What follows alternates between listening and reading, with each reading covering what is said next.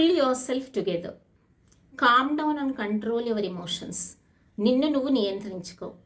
After hearing the bad news she had to pull herself together. చెడు వార్త విన్న తర్వాత ఆమె తనను బ్యాలెన్స్గా ఉంచుకోవాల్సిన పరిస్థితి వచ్చింది. It's up to you. ఇది కూడా మనకు రెగ్యులర్గా యూజ్ చేసుకునేది.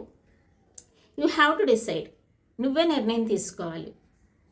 Do you want to join or not, it is up to you.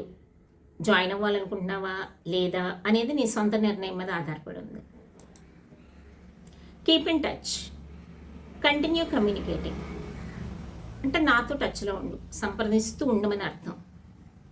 Let's keep in touch after school. School తర్వాత కూడా మనం ఒకరికొకరు సంప్రదింపుల్లో ఉందామని అర్థం వచ్చేలాగా ఉపయోగించవచ్చు.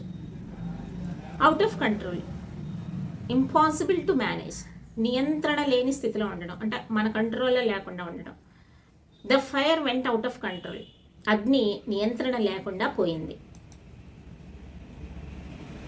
Get on nerves, to irritate or annoy someone.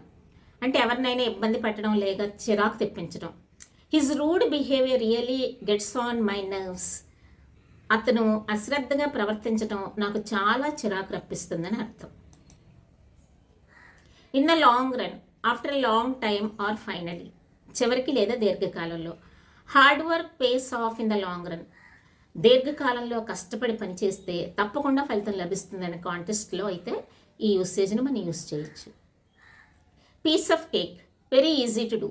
చాలా సులభమైన విషయం. This test is a piece of cake for me. ఈ పరీక్ష నాకు చాలా ఈజీగా ఉంది. అంటే ఒక కేక్ తినేసినంత ఈజీగా ఉందని కాంటెస్ట్లో చెప్పడం అన్నప్పుడు ఇది ఉపయోగిస్తాం.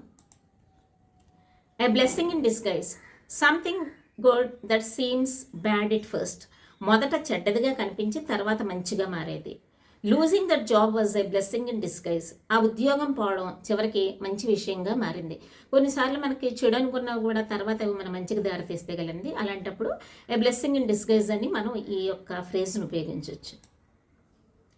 Burn the midnight oil, study or work late at night. రాత్రిపూట బాగా చదవడం లేదా పనిచేయడం. ఈ burn the midnight oil to finish his homework. తన హోంవర్క్ పూర్తి చేయడానికి అతను రాత్రంతా చదివాడు. ఇది ఈజీగానే యూజ్ చేయొచ్చు.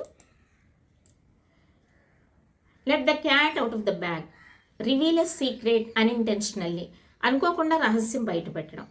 She let the cat out of the bag about the surprise party.